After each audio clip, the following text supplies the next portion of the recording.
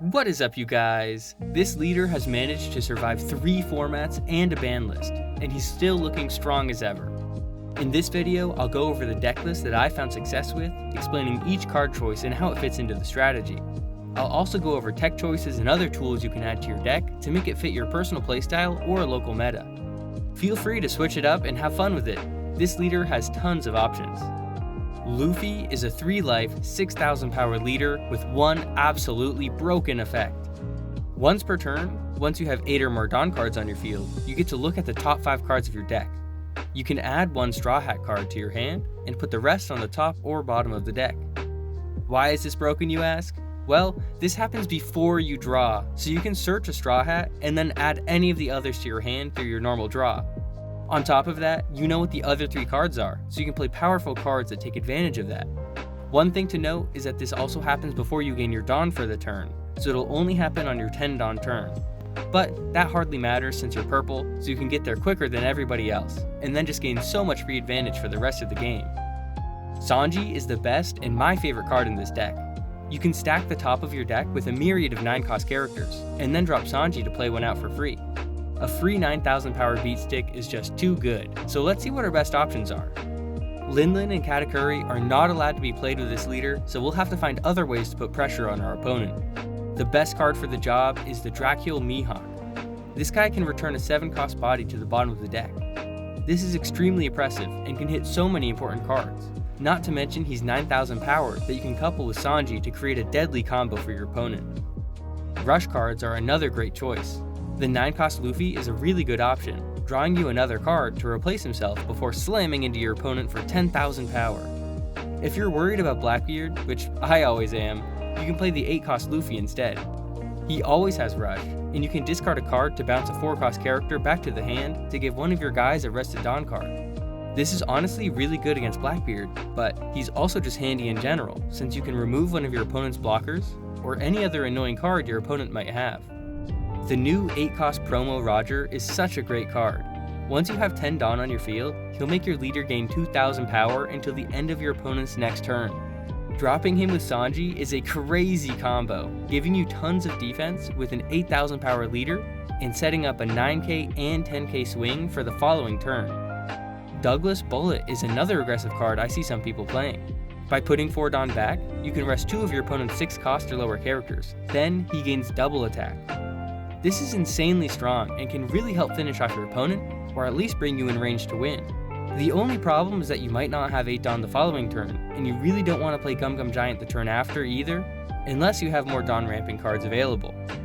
Doflamingo is another really strong option you can play.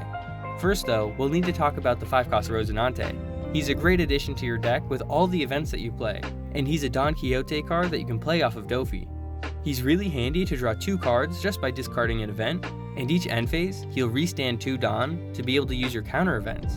Tandem with Dofi, it's so powerful because you can grab Sanji with your leader, draw Rosinante for turn by stacking your deck, and keep Dofi on top of the deck. Then you can play Sanji, to play Dofi, to play Rosinante, netting you 22 Dawn worth of characters on the field. To combo with your Don Quixote cards, but also just because they're great in general, you want to play a bunch of events. Gum Gum Giant is an obvious addition, giving you a 4k counter and replacing itself immediately. You will have to put back 2 Dawn cards, so just keep that in mind when you play the Purple Rush Luffy, or if you play any other Dawn minus cards, since if you don't start your turn with 8 Dawn, you will miss out on your leader effect. The 8-cost Dofi is nice, since although he doesn't give you any extra active Dawn, he still increases your total Dawn to make sure you start your turn with at least 8. Gear 2 is a great card to start off the game with, since it lets you ramp a Dawn if you need it, or it can be a counter event to help protect your life. It's to Die For is another great event that can ramp your Dawn, getting you one no matter what, and giving you a second if your opponent has a 6,000 power character.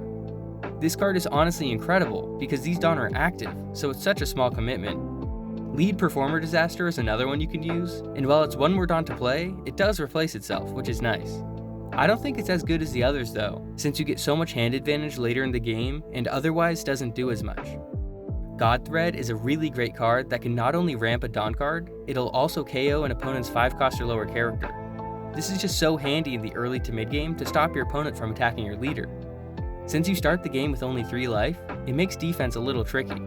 Keeping your opponent's attacks to a minimum is important, and removing their character outright is the best way to do that. Thunder Bagawa is another cool counter event that can ramp too. For 2 Dawn, you'll gain 4,000 power for the battle, and then if you have 2 or less life, you'll get an extra Dawn. It's easy for your opponent to make it inconvenient for you to stop all their attacks early on, so this makes up for that and helps compensate for the low life you start out with. Bon Clay is the purple card for ramping Dawn.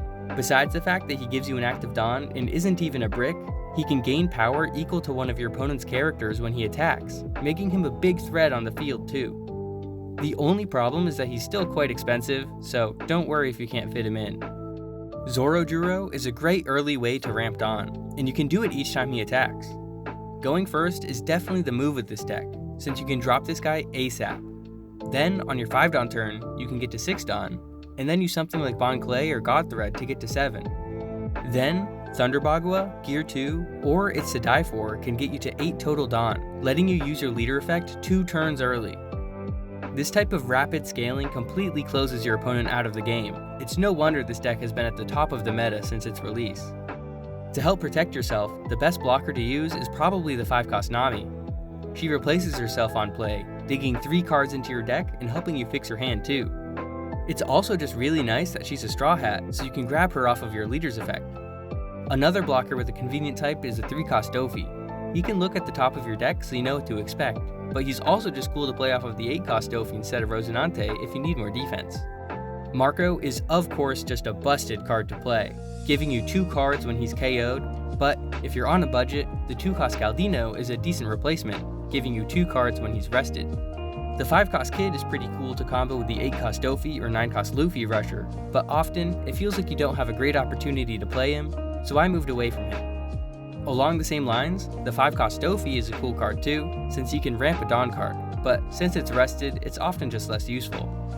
The 6-cost purple Ivankov is really interesting and honestly fun to play, since he gains blocker with just 4 events in your trash and has 7,000 power, which means you can block 6k attacks for free. Also, when he does get KO'd, you can add any event from your trash back to your hand. In a deck that plays a lot of events, this gives you crazy advantage, ranging from Red Rock and Raging Tiger to your counter events like Gum Gum Giant to give you even more defense. Speaking of defense, you have a few choices for 2k counters, although often you'll want them to be focused on aggressive effects. Usohachi is awesome, resting an opponent's 5-cost or lower character by committing just 3 Dawn.